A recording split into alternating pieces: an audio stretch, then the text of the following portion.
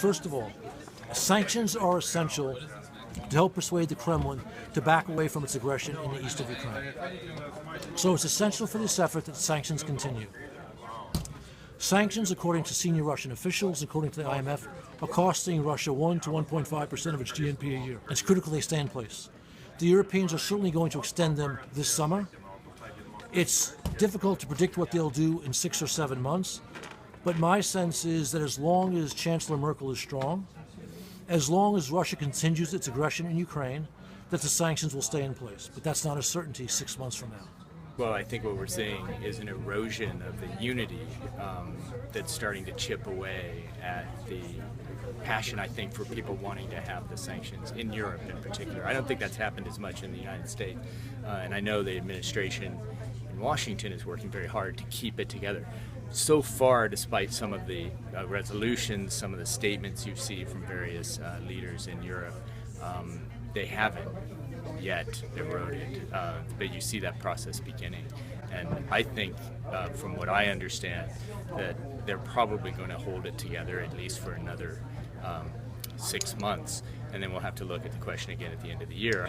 I guess I'm very moderately optimistic that the sanctions will continue.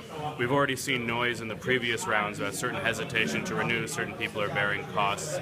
I mean, looking strategically, Europe is almost being overwhelmed by the number of problems it has, and just perhaps for that reason they don't want to back away from something the U.S. remains committed to, even if that commitment is not so firm. So perhaps they'll delay the reckoning a little longer. I'm not sure if the sanctions can really last that much longer, but I don't see the break coming right away.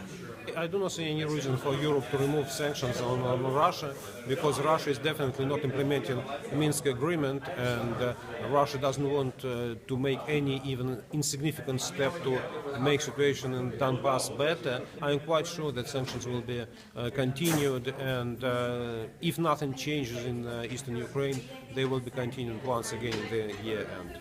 Those actions by Kremlin, such as liberation of Nadezhda Savchenko and different lobbying efforts in the EU, the attempts to renegotiate with the West, they all have in mind this idea, this attempt to abolish the sanctions.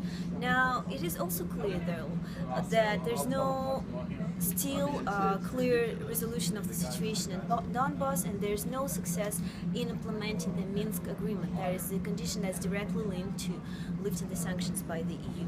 From this perspective, then it feels like the EU and the repeated announcements of the EU leadership kind of suggest that they're not likely to abolish those sanctions in June. What will happen after that, we should see. It depends on the situation within Europe and some decisions that Mr. Putin might take in Ukraine. And if he would be able to convince his European friends that he's moving forward in implementation of the agreements with Europeans, they might reconsider their decision. But at this moment, it does not look like that Europeans are ready for cancelling or removal or even. Yeah, I think the EU should extend sanctions. I think they will extend sanctions. I think they'll roll over for the next 6 months. I think after that it will be probably much harder.